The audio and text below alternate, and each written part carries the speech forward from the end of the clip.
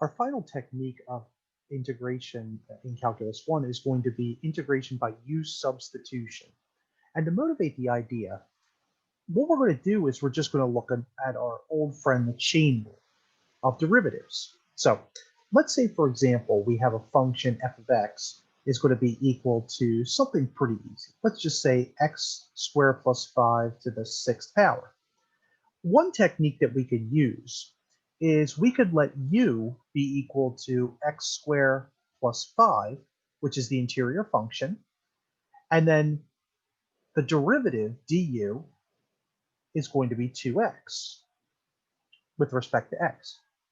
And so one way that we can write this f prime, so if another way we could write this is if we wrote this in terms of u, right? So f at u is going to be u to the sixth.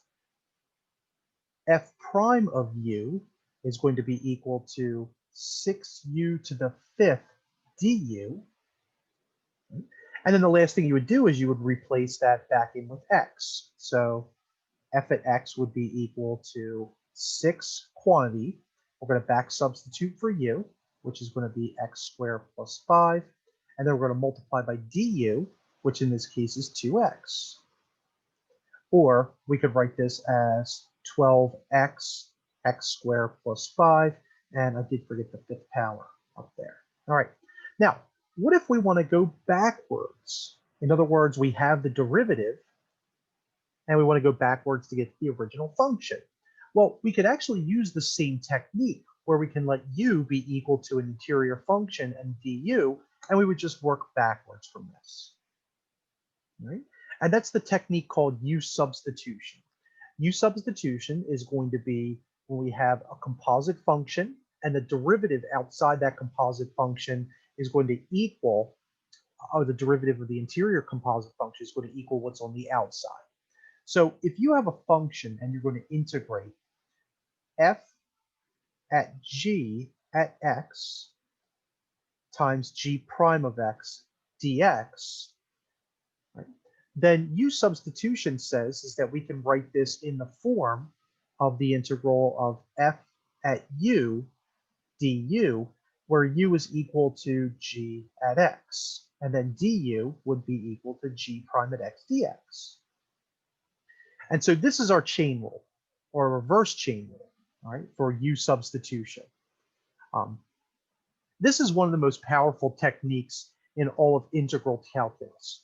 And for those of you taking calculus 2, you're going to use this a lot. So we're literally going to do about 10 to 12 problems in which all we're going to do is a U substitution. So we can start by trying to find this technique. Now, what to substitute? Because that's one of the hardest parts, is choosing a U. So what you can try is you letting an interior function, right, and something that might be in parentheses or under a square root. Sometimes it has to be in the denominator, okay? So, or in a denominator. All right, now I'm not saying that's going to work all the time, all right, but I'd say it's a pretty good guess that a lot of times U substitution problems are going to work out that way. Okay, so let's just take a look at some basic examples of U substitution to start with. Right? So we have this 2x, x squared plus 17 to the 33rd power. All right, and it's an indefinite integral, so we're going to have a plus c at the end of this. Now, the first step is to choose a substitution. And what we're going to do is let's start with u is equal to x squared plus 17. In other words, what's in the parentheses. The derivative of that is going to be 2x dx. Right? And so here's the substitution. In fact, let me change color on this so you can see it. I'm going to let du be equal to 2x dx. And wherever we see 2x dx, we're going to replace that with du. And then wherever we see x squared plus 17, we're going to replace that with u. So in terms of u, our integral now becomes u to the 33rd power. Okay, and again, all I'm going to do is just replace x squared plus 17 with a u. And then wherever we see 2x dx, that's going to be du. Right? And what we've done is we've turned this problem into a very easy integral. Right? So we're going to now take the antiderivative. That's going to be u to the 34th over 34 plus the constant of integration c. Right? Notice it's an indefinite interval, so we need a plus c. Right? So from here to here, we just took the antiderivative. And then finally, we're going to back substitute. Right? So instead of u, we're going to plug back in x squared plus 17. So this is going to become x squared plus 17 to the 34th power over 34 plus c. Right? Now, of course, if you don't trust me, what you can always do is you can just find the derivative of this. Right? So here's how to check. Right? So let's say this is our function, right? And we want to just find the derivative. Okay, so I'm just going to call this capital F of x. F prime of x is going to be equal to 34 times the quantity of x squared plus 17 to the 33rd power over 34. And then we're going to multiply by 2x on the inside. Okay. Now the constant, remember, just goes to 0 when you take the derivative, and these 34s cancel out. And another way to write this is 2x quantity x squared plus 17 to the 33rd power. And take a look at this. 2x x squared plus 17 to the 33rd, and we have the integral of 2x plus x squared plus 17 to the 33rd dx. All right, so what we're aiming for is we're hoping to get back to this interior integrand. Right? If it doesn't get back to that when you take the derivative, then unfortunately you've probably done it wrong.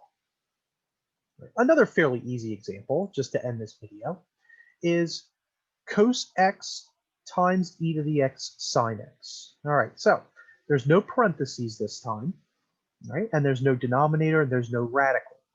So you're just going to have to make a guess.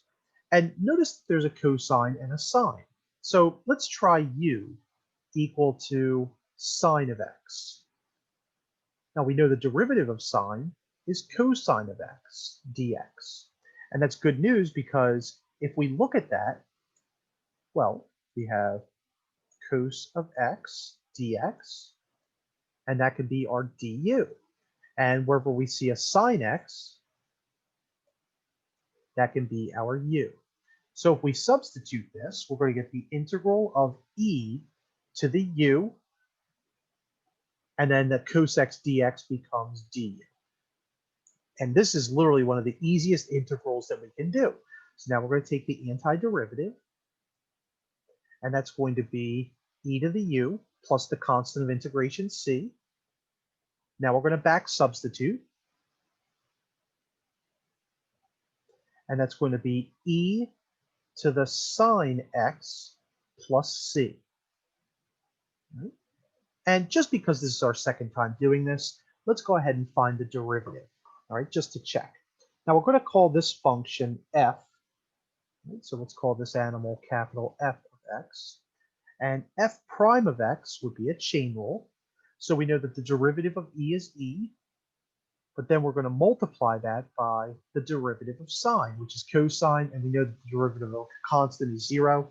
We have e to the sine x cos x, and up here we have e to the sine x cos x. So it does indeed work for us. All right, so those are the rudiments of being able to do a U substitution. Now, we're going to start taking a look at tougher problems as we go along, but for right now, in these initial types, it's going to be pretty easy to identify U, and there's only a few guesses to do it, okay? And if you don't get the derivative, you just try something else. So in subsequent videos, we're going to take a look at more examples.